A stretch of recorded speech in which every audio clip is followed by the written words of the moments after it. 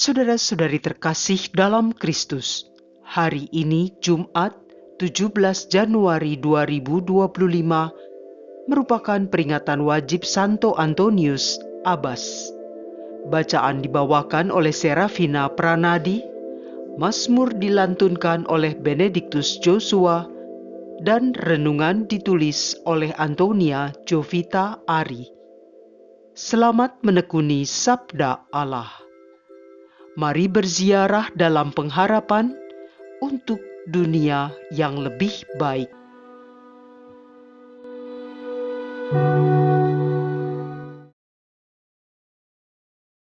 Dalam nama Bapa, Putra, dan Roh Kudus. Amin. Allah Bapa di surga, segala puji syukur kami persembahkan kepadamu atas hari baru dan kehidupan yang Kau anugerahkan. Berkati hati dan pikiran kami, agar dapat mencerna firman-Mu yang akan kami dengar, dan mampukan kami mengisi hari ini dengan perbuatan kasih kepada orang-orang di sekeliling kami. Doa ini kami sampaikan dengan pengantaraan Yesus Kristus Putra-Mu Tuhan kami, yang bersama dengan Dikau dalam persatuan Roh Kudus, hidup dan berkuasa, Allah, kini dan sepanjang masa. Amin. Bacaan dari surat kepada orang Ibrani, bab 4 ayat 1 sampai dengan 5 dan ayat 11. Saudara-saudara, baiklah kita waspada, supaya jangan ada seorang pun di antara kamu yang dianggap ketinggalan, sekalipun janji akan masuk ke dalam istirahat Allah masih berlaku. Karena kabar kesukaan itu diberitakan juga kepada kita, sama seperti kepada nenek moyang kita. Tetapi sabda pemberitaan itu tidak berguna bagi mereka, karena tidak bertumbuh seiring dengan pertumbuhan mereka, sebab mereka tidak beriman. Tetapi kita yang beriman akan masuk ke tempat istirahat, seperti yang dikatakan Allah, "Aku bersumpah dalam murkaku, mereka takkan masuk ke tempat peristirahatanku." Hal ini dikatakan Allah, sekalipun pekerjaannya sudah selesai sejak dunia dijadikan. Sebab tentang hari ketujuh pernah dikatakan dalam suatu ayat kitab suci, pada hari ketujuh Allah berhenti dari segala pekerjaannya. Dan dalam kitab suci yang sama kita baca, mereka takkan masuk ke tempat peristirahatanku. Karena itu, baiklah kita berusaha untuk masuk ke dalam peristirahatan itu, supaya jangan seorang pun jatuh karena mengikuti contoh ketidaktaatan itu. Demikianlah sabda Tuhan.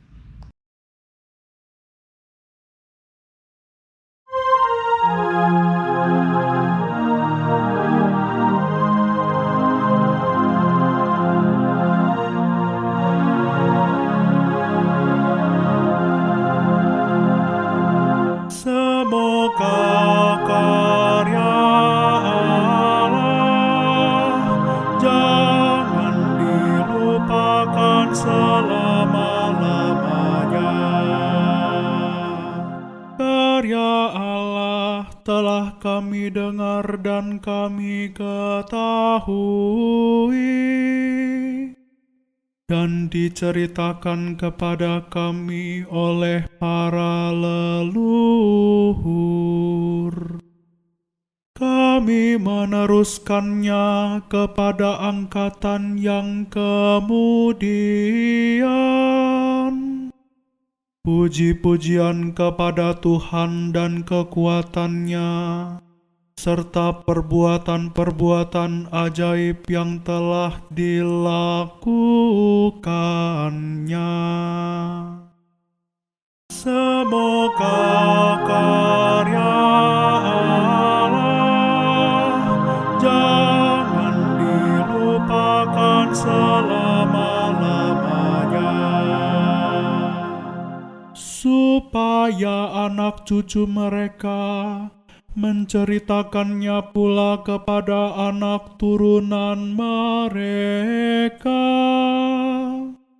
supaya mereka menaruh kepercayaan kepada Allah dan tidak melupakan perbuatan-perbuatan Allah,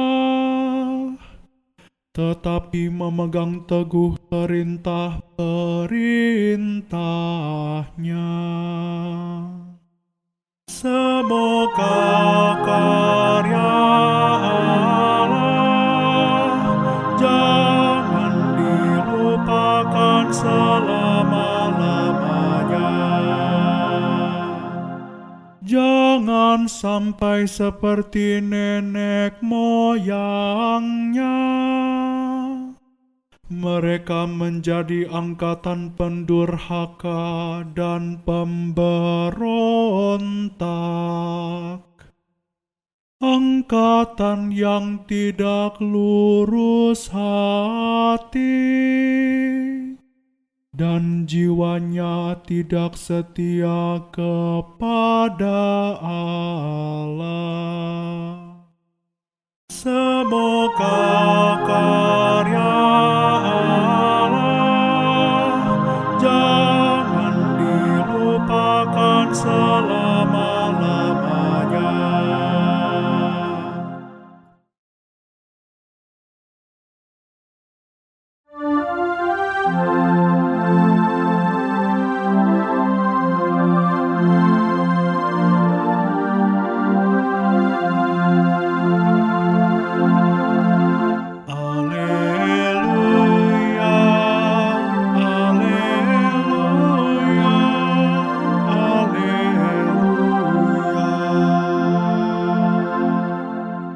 Seorang Nabi Agung telah muncul di tengah kita, dan Allah mengunjungi umat-Nya. Alleluia, alleluia, alleluia.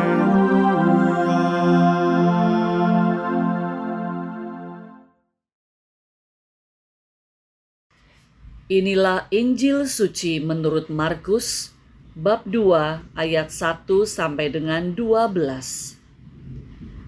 Selang beberapa hari sesudah Yesus datang ke Kapernaum, tersiarlah kabar bahwa Ia ada di rumah.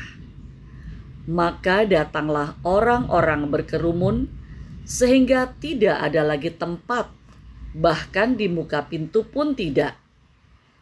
Sementara Yesus memberitakan sabda kepada mereka, beberapa orang datang membawa kepadanya seorang lumpuh, digotong oleh 4 orang.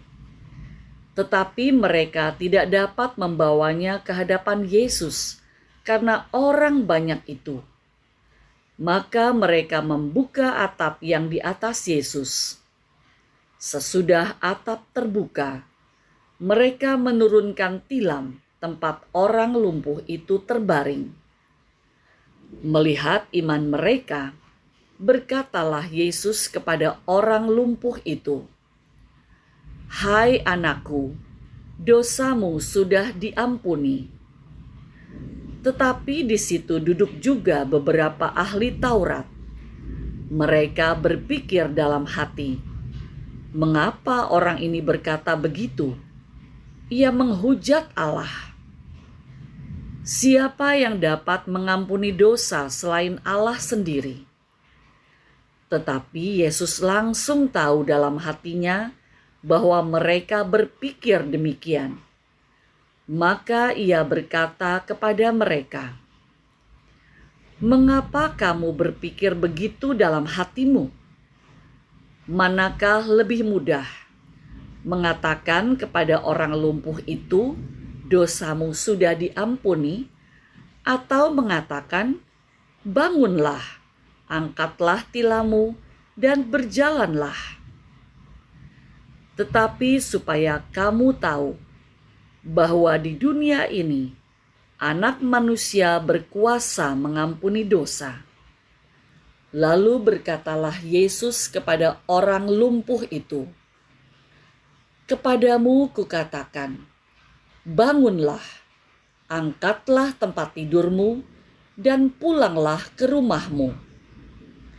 Dan orang itu pun bangun, segera mengangkat tempat tidurnya, dan pergi keluar di hadapan orang-orang itu. Mereka semua takjub, lalu memuliakan Allah, katanya, "Yang seperti ini belum pernah kita lihat." Demikianlah sabda Tuhan.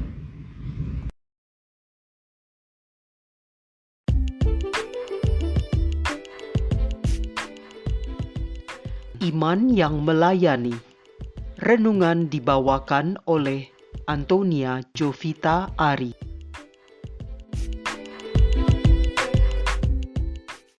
Bapak, Ibu, dan saudara-saudari terkasih dalam Kristus, Injil hari ini menggambarkan betapa perjuangan 4 orang yang berusaha membawa seorang lumpuh sampai ke hadapan Yesus.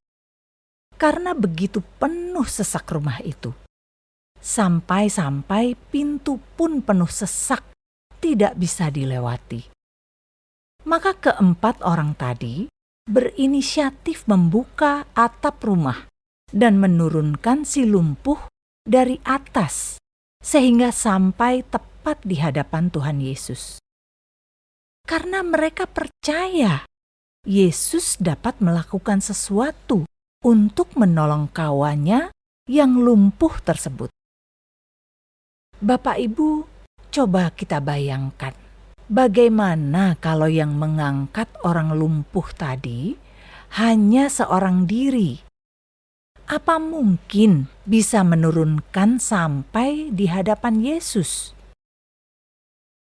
Pasti akan sulit. Jangan-jangan malah sudah kehilangan tenaga dan semangat di tengah jalan. Atau mungkin malah mengakibatkan si lumpuh jatuh dan terluka. Alih-alih mendapatkan kesembuhan, melainkan malah jatuh dan terluka. Bapak, Ibu, dan saudara-saudara terkasih dalam Kristus, inilah gambaran iman dalam kehidupan Kristiani.